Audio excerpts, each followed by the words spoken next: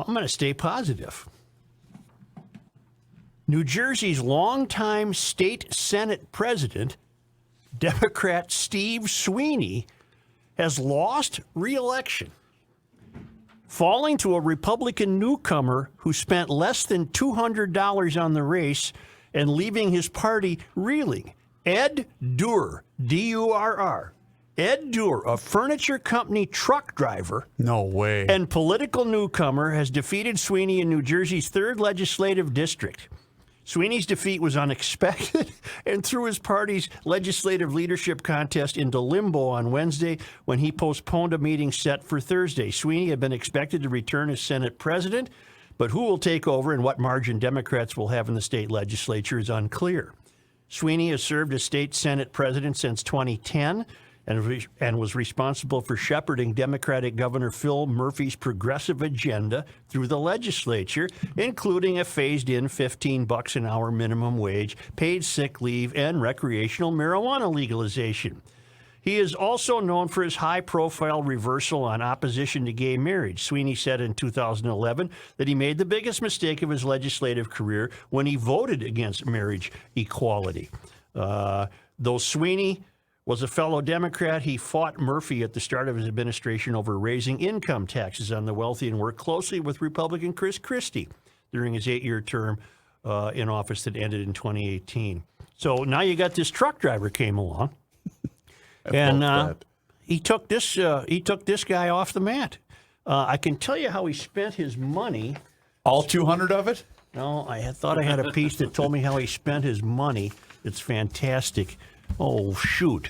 Where did I put it? He spent about $150 at a Dunkin' Donuts. Buying coffee for people? Buying coffee for his staff and his volunteers. That was going to be my guess. Yeah, and then he spent another, I don't know what. $50 on tweets or something. Yeah, he just didn't spend a lot of money, and he's now won. And that's fantastic. I think that's terribly positive. You think it's one of those wins, too, where he goes, oh, crap, I won? No. Oh, he spent $153. That's the old American dream. He spent $153.31, according to the Election Law Enforcement Commission documents. Sweeney, the guy he beats, an ironworker by trade who had served as an executive with the International Association of Bridge, Structural, Ornamental, and Reinforcing Ironworkers. He also was a key ally and friend of Democratic power broker George Norcross, who's widely considered to be one of the most powerful unelected people in the state. And here comes the truck driver, Ed Durr, and blew the guy out of the water. That's just fantastic. That is wonderful. That's just fantastic. Yeah. That can happen. That should be heartening news to the likes of Paul Langenfeld and Dean O'Garen and Bill Hosko. And but you would think. Well, what St. Paul needed was a voter turnout that never developed. 36,000 people? They just didn't have a turnout. So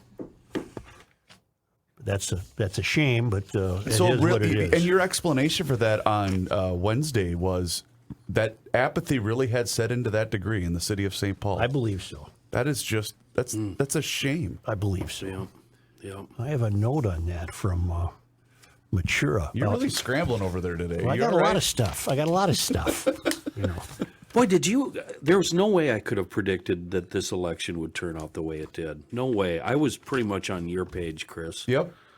I was pleasantly surprised and also somewhat shocked. Yeah.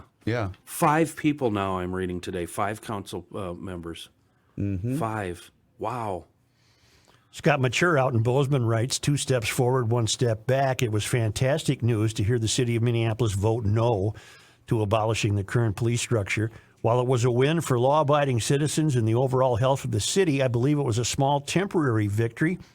As Dick Morris often points out, when the left loses, their new strategy and mindset is that they either weren't convincing enough, they didn't try hard enough, they weren't funded enough, or all of the above. If only they would have had more money, they would win. Don't expect this movement to go away anytime soon. We said that yesterday. Mm-hmm. I don't expect it to go away. But there was another vote on the St. Paul side of the river that I view to be a huge loss and setback for the city. St. Paul passed what is being described by experts as the strictest rent control in the country. Rent control is nothing more than another piece of the socialism puzzle which discourages growth and initiative. I have an in-law in Santa Monica who has been the recipient of rent control for many years. She believes it to She believes it to benefit her if she is only talking about her rent. But she doesn't put the puzzle pieces together when her landlord is slow to make repairs, or when she talks about how strict the rules and regulations are, and how he is just waiting for his tenants to screw up so he can evict them, because then they can finally raise the rent on a new tenant. This causes tension between renter and landlord, and it also creates the opportunity for either more lawsuits, more regulations, or both. Oh, but wait, the closer you get to the country's tallest buildings, we like government overreach and regulations. Since short-term renters are easier to raise rent on, landlords with rent control do not favor long-term renters, the very people it is designed to help, seniors and families with small children, for example.